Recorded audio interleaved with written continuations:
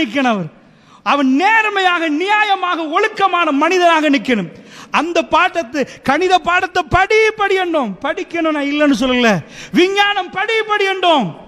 அதுக்கு முன்னாடி அஹ்லாக்க படிச்சிருக்கணும். உம்மாண்டா யார் வாப்பாண்டா யார் படிச்சிருக்கணும். இஸ்லாம் சொல்லுகிற அந்த கொள்கைகளை படிச்சிருக்கணும். தாய்மார்களே நைனே ஓ மாஷா அல்லாஹ் நைனே 3A ஓ டாக்டர் ஆயிட்டாரு வேலை இல்ல. இதா கொழும்பு கேம்பஸ்ல பாஞ்சு செத்து போன ஒரு பொம்பளை பிள்ளை. என்ன அடி கேம்பஸுக்கு மெடிக்கல் ஃபேக்கல்ட்டிக்கு போறா லேசா? மெடிக்கல் ஃபேக்கல்ட்டி போன பெண்ணுக்கு உலக வாழ்க்கை தெரியாது. பாஞ்சு குதிச்சு சாகுறா. மெடிக்கல் ஃபேக்கல்ட்டி எதுக்கு சாகுறா? ஏன் சாகுறா? கவலை தாங்க தெரியல. கவலை தாங்க உலகத்திலே ஸ்கூல் போகாது எழுத படிக்க தெரியாத பெருமானாருக்கு திருக்குர்ஆன் வழிகாட்டுது. அல்லாஹ் ரப்பல் ஆலமீன் பேசுறான். உலகத்திலே ஆகப்பெரிய கவலை ரசூலுல்லாஹ்வுக்கு வந்துச்சு. தாங்கலையா? செத்து போனாங்களா? நீ உன் படிப்பு அதெல்லாம் செய்யலையே. பெருமானார் கையில குழந்தை மவுத்.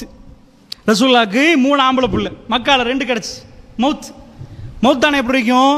4 பேர் உங்களை வந்து ஆறுதல் படுத்துவாங்க. இல்லை அல்லாஹ் தருவான் பொறுங்க. புல்ல மௌத்தான, அதுவும் ஆம்பளை வாரிசு. ரசூல் ஸல்லல்லாஹு அலைஹி வஸல்லம் புல்ல மௌத்தான நேரம் கல்பு எப்படி இருக்கும்?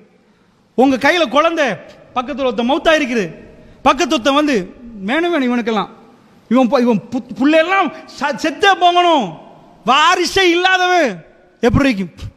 உங்க பக்கத்தில் உள்ளவங்களுக்கு எப்படி இருக்கும்? பெருமானார் ஸல்லல்லாஹு அலைஹி வஸல்லம் தன் குழந்தை மௌத்தேன்னு நிற்கிறார்கள். அபூ லஹப் சொன்னான், அபுத்தர் முகமது வாரிசற்று போயிட்டாரு. அவன் சந்தோஷப்படுற அளவுக்கு ஒரு கல்பு நொந்து போன நேரம் அந்த கல்பை இன்னும் நோவிச்சு அப்படி இருக்கும்.